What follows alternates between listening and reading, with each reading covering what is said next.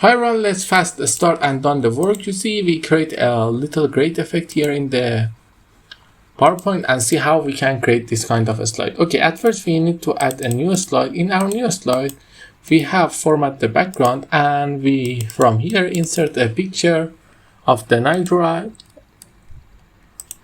to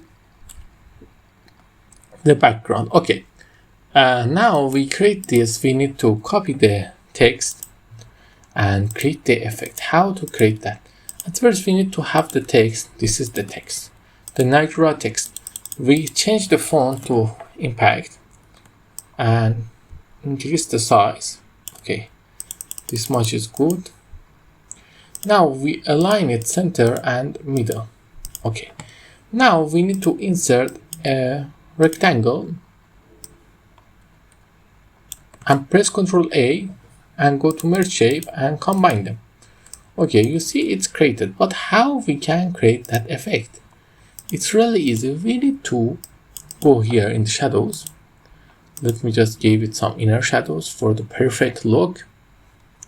We copy this slide to have it. Then here we are going to give it some glow. You see some blue glow. It's looking crazy, and you can also change the size of soft edge here. I'm going with that. Okay, now it's ready.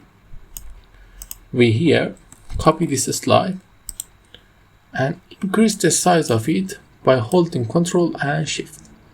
But the important thing is that you must change the size to the way to look like something like this. Okay. Now we copy the text, paste it here. The text is just some simply overdrive sunset font we use for the text and some easy one. Now set the transition to all the slide to morph. Your slide is ready. I hope you enjoy it. If you like it, tell me in the comments and don't forget to like and subscribe.